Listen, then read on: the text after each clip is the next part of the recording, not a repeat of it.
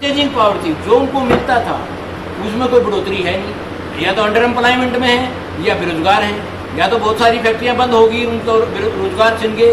जो unorganised sector की जो उद्योग धंधे थे जिसमें कम से कम 40% लोगों को रोजगार मिलता है, 40%, तो वो तकरीबन सेटल्ड रहे हैं पिछले 1.5 साल से, जब से लॉकडाउन तारीफ आता।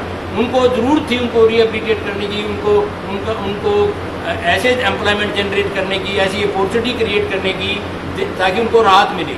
यहाँ तो टैक्सेशन पर टैक्सेशन किसी भी तरह से करों का जो बोझ लोगों को लादा जा रहा है, इसका असर सीधा ये पड़ता है कि उनके पास जीवन यापन मुश्किल हो रहा है। सेविंग की तो बात छोड़ी है, जब सेविंग नहीं होगी तो डिमांड कैसे क्रिएट होगी? डिमांड तो पैसे अगर किसी के पास परचेजिंग पावर है उसी से क्रिएट होती है, और परचेजिंग पावर नहीं है तो डिमांड नहीं होगी। डिमांड फैक्ट्रियाँ कितना सामान बनाएंगी?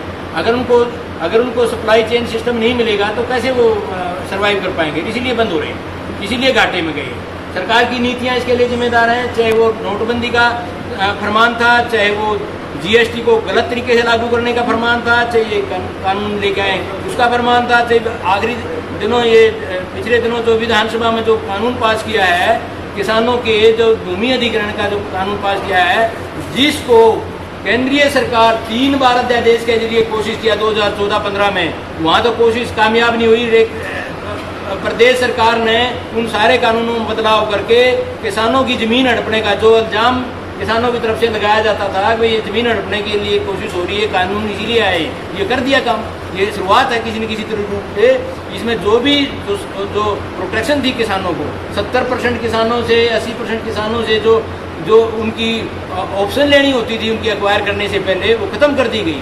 उनको नोटिस देना होता था, जब उनका वो अवार्ड देने की जो बात होती थी उनको सुनना होता था 48 घंटे का, वो नोटिस बंद कर दिया गया। और जो राइट्स होते हैं टेनेंट्स के राइट्स और बतेरी ऐसी बातें, इस कानून को ये एक तरह से देखा जाए कि इसमें इसका जो इफेक्ट आएगा किसानों की और कमर तोड़ी जाएगी। एमएसपी की बात की गई थी 2014 में भारतीय जनता पार्टी की तरफ से खूब रुक के मार के कहा गया था, कहीं कपड़े उतार के जुलूस निकाले थे कि जैसे ही वो आएगी हमारी सरकार तो हम स्वामीनाथन कमीशन की रिपोर्ट लागू करेंगे, C2 का फार्मूला लागू करेंगे। आज तक तो लागू नहीं हुआ।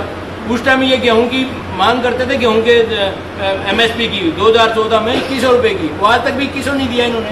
बात करते हैं कि 2022 में किसान की आमदनी दुगनी होगी। कैसे होगी दुगनी? कोई तो फार्मूला दिखाई देता नहीं कि किसान तराई कर रहा है, चारों तरफ मर रहा है, मजदूर मर रहा है, व्यापारी दिल्ली के बॉर्डर पर बैठा हुआ है। उससे पहले भी जब ये काले कानून लेके आई थी सरकार, आपको पता है किस तरह का लॉकडाउन था, पूरी दुनिया महामारी से जूझ रही थी, और 5 जून 2020 को ये कानून अध्यादेश के माध्यम से लाद दिए गए।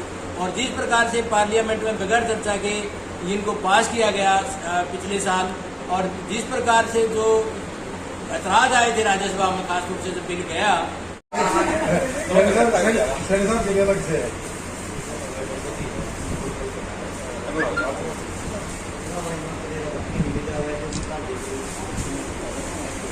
धन्यवाद।